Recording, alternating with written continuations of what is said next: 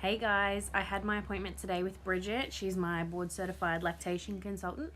And I just thought I'd tell you guys how I went with that. So she's a board certified lactation consultant, but she's also an orofacial myologist, which is super handy, and I don't know if it's necessary to be both, but she is. So anyhow, we've discovered, as I suspected was an issue, is that Havila has a really shitty suck. So she's not got a very strong suck at all. Her mouth is kind of just like small and what does she say? It's just very tight, and under her tongue there's not so much of an actual proper tongue tie as it is just restricted there. So she's recommended that we see the osteo, which we are anyway, obviously, the osteo-chiro. So we're seeing them Friday, and then just work on my supply, because obviously my supply has plummeted because she wasn't sucking efficiently. So basically she's put us on this plan we have to feed every 3 hours. So the start of the feed, we have to use a supply line. So I don't know if any of you guys have seen one of those, and I probably should have brought mine in. This is the supply line. Mine's grubby because we've been using it just now. But it's got like a string, like a necklace, and this little doobie here, so you can tighten it up around your neck. Apparently some people don't like using that, but I find it super handy most of the time. So there's that, and then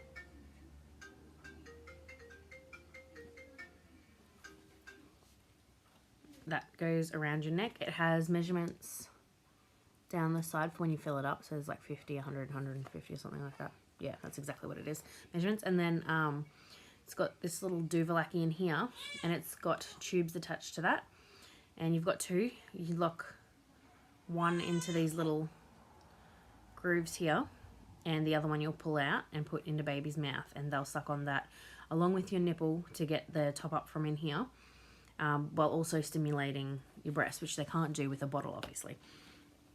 So basically we have to use this at the start of every feed, so she's getting like a bit of instant gratification, so she's doing the proper sucks from the get-go, and that'll help her with her sucking, because she's not sucking well at all.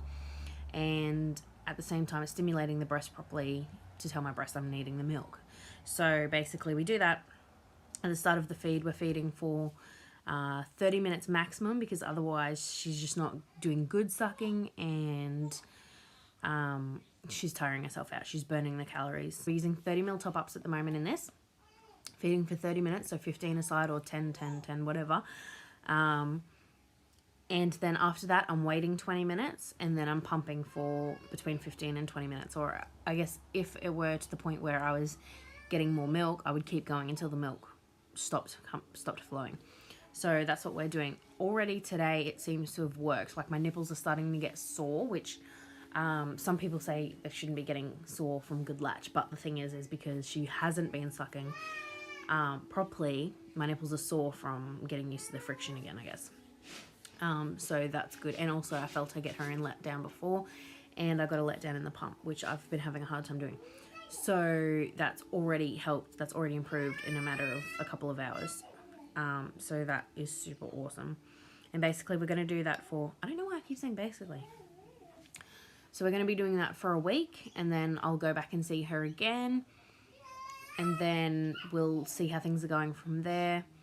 And I'll see her again the following week. And so I've only got 3 visits that I can get in before she's going away for a month for her daughter's wedding. So I'm really nervous about that, but it's going to be awesome. So there's a lot of work to do in a short space of time, which we need to do anyway, because we need to get on top of my supply. She's started losing weight now. It's gotten bad. So that's where I'm at with that. Also, it cost me $171 to see her today. I think it's more expensive for other people. I got a bit of a discount, I believe, because I'm a past customer. So because I went and saw her when I had issues with Noah, they didn't give me like the new price, or as close to the new price, or whatever it is. So, but it cost me $171 today, and I think I was there for an hour. But yeah, it was really beneficial to go see her. So I would recommend anyone that's having issues that they do get onto a board certified lactation consultant. And they seem to know more than the midwives and the child health that I've seen. Even though they are great, they're not good when there's like a really in-depth issue like my issue. They wouldn't have, you know, they would probably most of the time put it down to you just don't make milk, which obviously I know is not the case because I had so much milk with Noah. Hey, Bubba. Mm. So yeah, that's where we're at with that. So